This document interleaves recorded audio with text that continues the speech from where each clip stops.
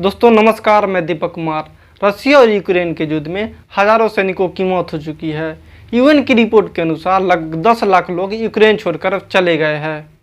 रूस को चीन के समर्थन के बाद ऐसा माना जा रहा है कि रूस की तरह ही चीन ताइवान पर हमला कर सकता है, क्योंकि आम दिनों में ताइवान को डराता ही नहीं बल्कि चाइना के कई फाइटर जेट ताइवान में प्रवेश भी करते रहते हैं।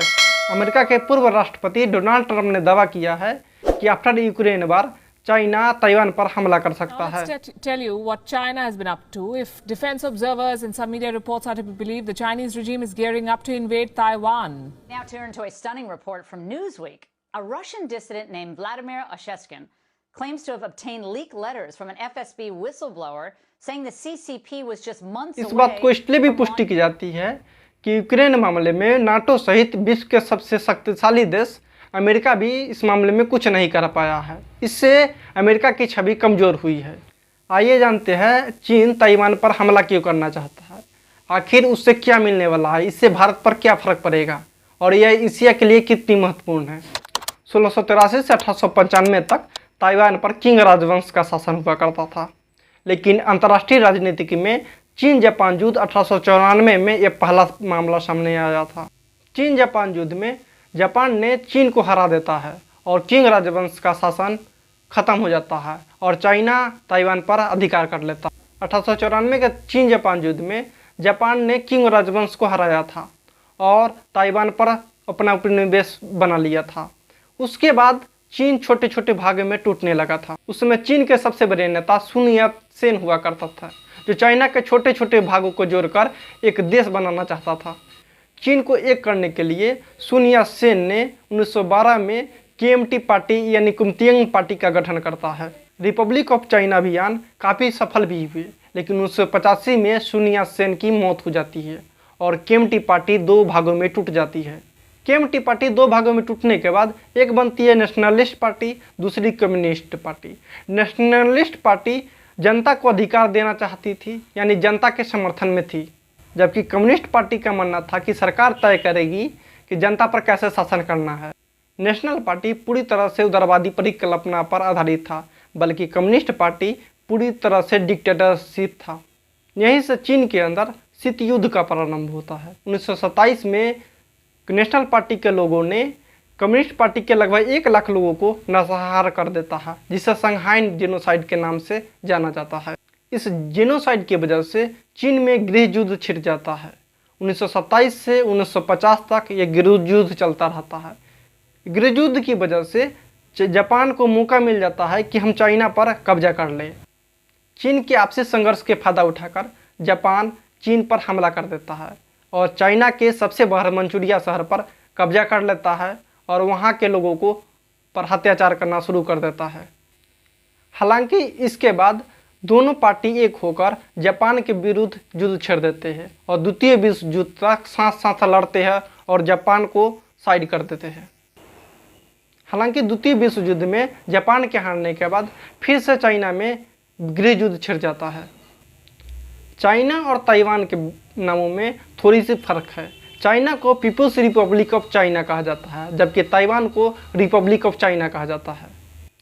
पीपुल्स रिपब्लिक ऑफ चाइना जिसे चीन कहा जाता है और रिपब्लिक ऑफ चाइना जिसे ताइवान कहा जाता है, इन दोनों में चाइना कॉमन नेम है। यानी उस समय दोनों में ये निर्धारित नहीं था कि चाइना कौन सा देश है।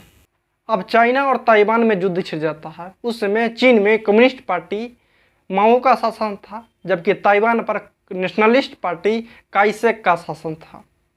हालांकि चीन और ताइवान के युद्ध में कम्युनिस्ट पार्टी की जीत होती है, लेकिन ऐसा माना जाता है कि कम्युनिस्ट पार्टी को रूस का समर्थन प्राप्त था। अब नेशनलिस्ट पार्टी के नेता चियांग काइसेक अपने समर्थकों के साथ फॉर्मोसा द्वीप पर यानी ताइवान पर चले जाते हैं। यह द्वीप पेचिंग से 2000 किलोमीटर दूर था, लेकिन इसके बावजूद भी माओ की इच्छा पूरी नहीं हुई। ताइवान को भी वो कम्युनिस्ट बनाना चाहते थे। समय समय पर युद्ध चलता रहा, लेकिन माओ की इच्छा पूरी नहीं हुई। इसके सबसे बड़ी वजह थी ताइवान के पीछे अमेरिका खड़ा था, क्योंकि कोरिया वार के दौरान अमेरिका ने ताइवान के चारों ओर अपने सैनिकों को बिछा रखा था। अमेरिका ने ताइवान को न्यूट्रल इलाका घोषित किया था। 1953 में कोरिया वार जब खत्म हो जाता है तो अपने सभी सैनिकों को अमेरिका अपने वापस बुला लेता है। अमेरिका के जाते ही चीन ताइवान पर हमला करके उस पर नियंत्रण प्राप्त कर लेता है और फिर अमेरिका की फिर से एंट्री होती है। अमेरिका की एंट्री इसलिए होती है कि 1954 में अमेरिका और ताइवान ने एक संधि किया था, जिसमें कहा गया था कि ताइवान पर किसी भी तरह का हमला होता है तो अमेरिका उसके लिए मदद करने के लिए आएगा। 1954-55 में 7 महीनों तक ये युद्ध चला। हालांकि चीन ने बहुत सारे द्वीपों पर कब्जा भी जमाया, लेकिन ताइवान पर आक्रमण नहीं कर पाया। 1945 में जब यूनाइटेड नेशन बना था तब मेनलैंड चीन ताइवान हुआ करता था। 1945 में जब यूएन बना था तो उस समय ताइवान यूएन का सदस्य हुआ करता था, क्योंकि यूएन में मान्यता थी कि ताइवान ही मेन चाइना है। शुरुआत में काई शेक वाले चीन यानी ताइवान की मान्यता मिली थी, जबकि चाइना को मान्यता प्राप्त नहीं था। 2016 के चुनाव में बड़ा मोड़ आता है जब केएमटी पार्टी यानी कुमिंतांग पार्टी की ज़बरदस्त हार होती है। उसके बाद डीपीपी पार्टी यानी डेमोक्रेटिक पार्टी की नेतृत्व में साई इंग-बेन की सरकार बनती है। अक्टूबर 1971 में चीन के दबाव के बाद ताइवान को यूएन के सदस्यों से बाहर कर दिया जाता है। अमेरिका को लगा था कि चाइना अगर हमारे पक्ष में रहता है तो हमें बेनिफिट हो सकता है, इसी की वजह से ताइवान को हटाकर चाइना को समर्थन दे देता है। डीपीपी की पॉलिसी साफ है कि ताइवान को चीन से अलग देश मानते हैं तथा वह किसी भी फैसला लेने के लिए संप्रभु है। धीरे धीरे चीन के बढ़ते दबाव के बाद अंतर्राष्ट्रीय स्तर पर सभी देशों ने ताइवान को मान्यता खत्म करके चीन को मान्यता दे दी। 1992 में चीन की कम्युनिस्ट पार्टी और ताइवान के केएमटी पार्टी के बीच एक समझौता होता है, जिनमें वन चाइना पॉलिसी पर सहमति बनती है। दोनों देशों में इस बात पर समझौता होता है कि चीन और ताइवान एक ही है। ये दोनों पक्षों की आज़ादी थी कि ताइवान वाले चीन को माने या कम्युनिस्ट वाले चीन। चीन की वन चाइना पॉलिसी का अर्थ है कि चीन के साथ अगर किसी भी राष्ट्र अगर संबंध स्थापित करना चाहते हैं तो ताइवान के साथ सारे राजनीतिक और कूटनीतिक संबंध समाप्त करने होंगे। हालांकि ताइवान के साथ कुल 15 देशों के साथ राजनीतिक और कूटनीतिक संबंध है, जिनमें ऑस्ट्रेलिया, कनाडा, यूरोपीय संघ देश, जापान और न्यूजीलैंड के साथ व्यापारिक संबंध है। इसके अलावा WTO, एपेक, ADB सहित 38 संगठनों के साथ पूर्ण सदस्यता है, जिस पर चाइना हर बार नाराजगी भी जाहिर करता रहता है। साल 2005 में चीन ने एंटी सेशन लॉ लागू किया। अगर ताइवान चीन से अलग होने की कोशिश करेगा तो चाइना हिंसक रूप अख्तियार करने की कोशिश कर सकता है। यानी ताइवान अगर चीन से अलग होने की कोशिश करता है तो चीन ताइवान पर हमला कर सकता है।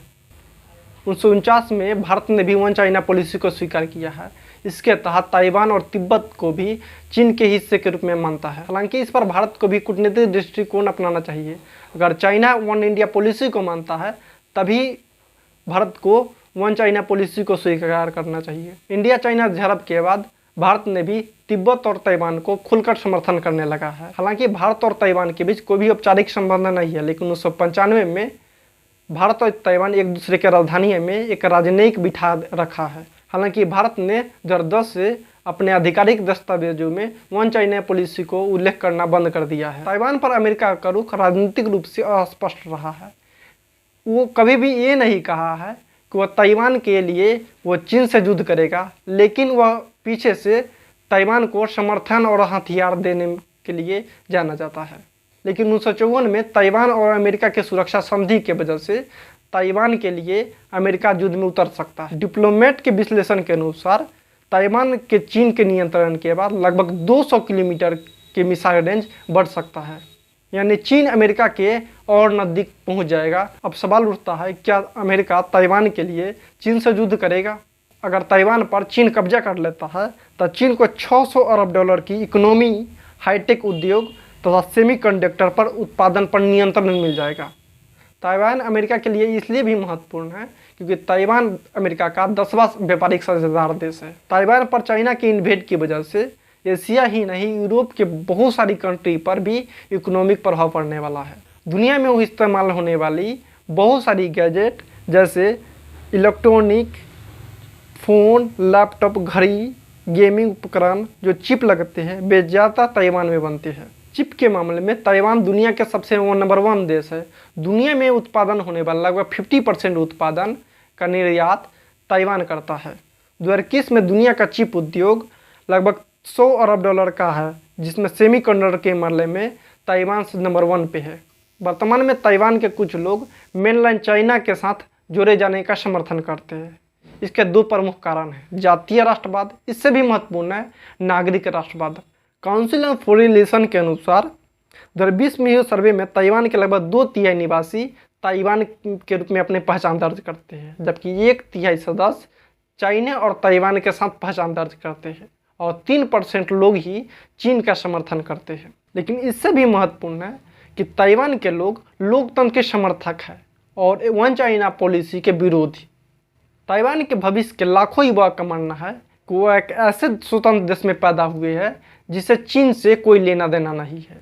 ताइवान के निवासी को लोकतंत्र के प्रति निष्ठा है, जिसे नागरिक राष्ट्रवाद भी कहा जाता है। CFR रिपोर्ट के अनुसार ताइवान के अधिकतर लोग वन चाइना पॉलिसी का विरोध करते हैं। ताइवान कभी भी चीन का हिस्सा नहीं रहा है, जैसा कि यूक्रेन पूर्व में सोवियत संघ का हिस्सा रहा था। भारत, अमेरिका तथा अन्य देशों को ताइवान पर चीन के द्वारा आक्रमण को रोकना ही नहीं चाहिए, बल्कि एक रेड लाइन भी तैयार करना चाहिए।